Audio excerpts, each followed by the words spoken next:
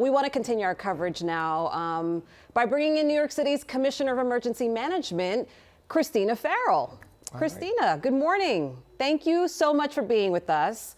We haven't seen a blizzard like this in so long, so certainly you guys are very busy. Tell me about how your crews have been responding. Yeah, thank you. It's been about 10 years since we had a blizzard, so but you know, we've had a lot of snow this year. We're getting used to it. We have been here in the Emergency Operations Center since 6 a.m. yesterday morning. We will be here 24/7 throughout at least Tuesday evening, and we have 50 different partners with us here. City agencies, you know, police department, fire department, parks, transportation, the MTA is here, Con Ed, Port Authority, PSE&G, nonprofit partners, and we're coordinating all the impacts, any resources people need to get, you know, the city back up and running and keep everybody safe. Yeah, and keeping the city running. Of course, you guys did face some obstacles after last month's massive storm. In the days and weeks following that storm, temperatures had a lot to do with that. I'm curious now, are you seeing similar challenges this time around? So, you know, every storm is different. This one, we're not going to have those cold temperatures after. So that is a relief for sure. That snowpack became an ice pack, and, you know, it was really slow going. Also, as you may have seen, there are many more paid snow laborers out this storm, and they actually went out last night in the middle of the blizzard, which is, you know, pretty incredible on their part. And so they have been shoveling all night. We're in our second shift of that, so much quicker than the last time. But, you know, like you said, there are the heavy winds. We're seeing some power outages. This promises to be more snow than the last time. And then, you know, I'm focused on this storm, but I do hear that there could be more precipitation later in the week, which could be an additional challenge. So, you know, we just keep going. Christina, we've got that really heavy snow. The accumulation is basically nonstop. And so we're seeing a lot of power outages as a result. Can you tell us what areas are being hit hardest and kind of where we stand with the outages?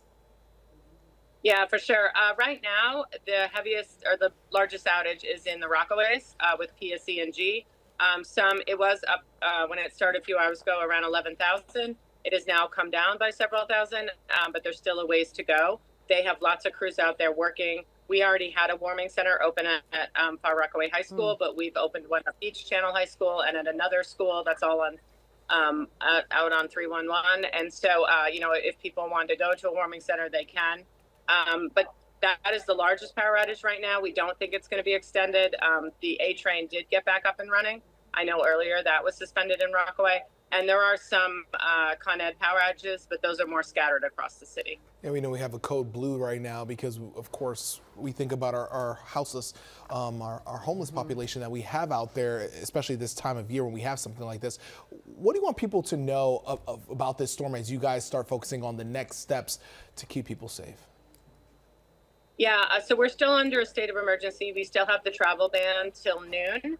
We appreciate, you know, by and large, most people really stayed off the roads. That's helped with the clearage a lot. That helped cut down on accidents and other situations. But even when that travel ban is lifted, you know, today really is a good day to stay inside or just to, you know, walk within your neighborhood, not to venture out.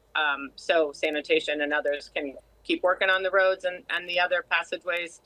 And also, you know, once the snow stops, or maybe a couple times since there's so much snow, property owners do need to clear that 4-foot path, you know, within a few hours of snow ending. They might want to go out several times to shovel safely. And, you know, lastly, people should always check in on their neighbors, the elderly, people with disability, family members. You know, it's been a tough winter. It continues to be a tough winter. It's always nice to stop by or to call someone and just see how they're doing if they need anything. You know, we're New Yorkers and we'll take care of each other. You're absolutely right. Very good advice. Check in with your. Thank you, Christina Farrell. We appreciate it. We know you're very busy this morning, so we'll let you get back to it, but thank you.